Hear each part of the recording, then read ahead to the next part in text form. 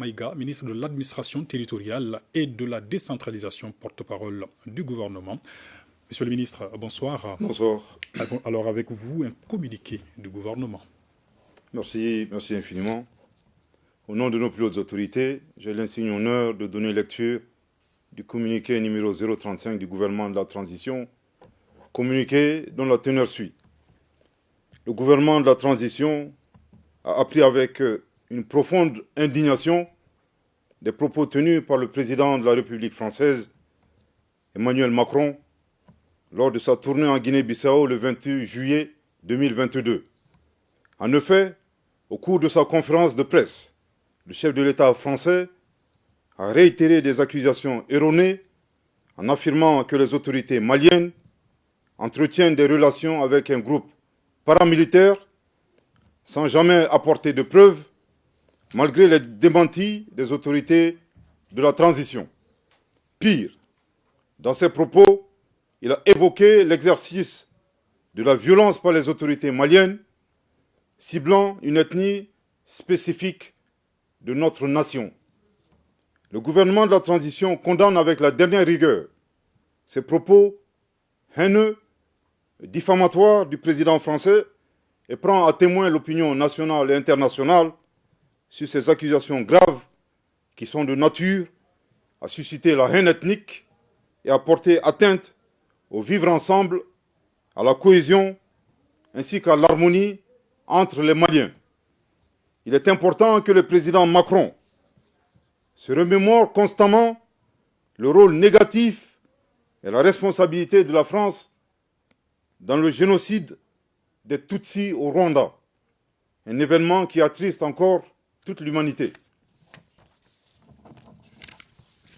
À ce sujet, et de manière prémonitoire, après avoir décelé le dessein des autorités françaises d'entretenir la haine ethnique au Mali, le gouvernement de la transition a demandé d'une part à l'ambassadeur de France de quitter le territoire malien et d'autre part a suspendu les médias France 24 et Radio France Internationale se comportant comme la radio des 1000 collines en République du Mali. Aussi, ces propos subversifs du président français donnent raison au gouvernement de la transition, qui, à juste titre, a mis fin à la coopération en matière de défense avec la France pour ses résultats insatisfaisants dans la lutte contre le terrorisme au Mali. En outre, la France, qui a toujours œuvré à la division et à la partition de notre pays, est mal placée pour donner des leçons au Mali. Le gouvernement de la transition exige du président Macron d'abandonner définitivement sa posture néocoloniale, paternaliste et condescendante pour comprendre que nul ne peut aimer le Mali mieux que les Maliens eux-mêmes.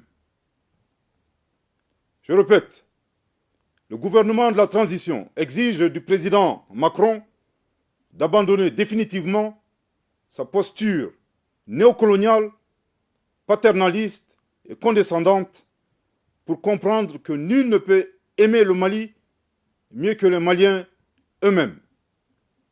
Je répète pour une dernière fois, le gouvernement de la transition exige du président Macron d'abandonner définitivement sa posture néocoloniale, paternaliste et condescendante pour comprendre que nul ne peut aimer le Mali mieux que les Maliens eux-mêmes.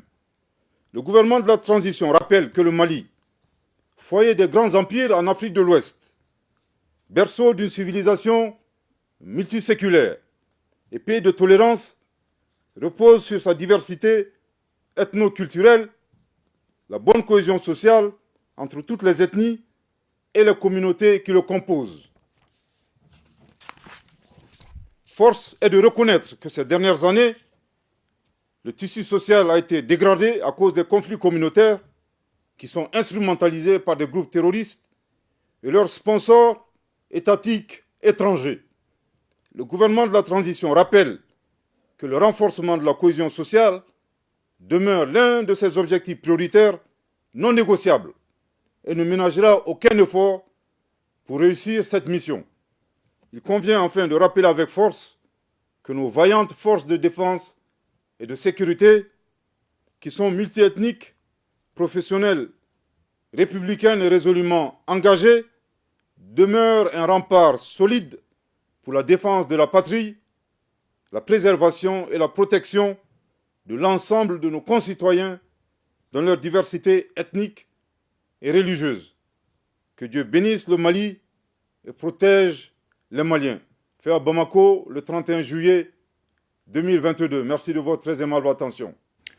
Merci beaucoup, monsieur le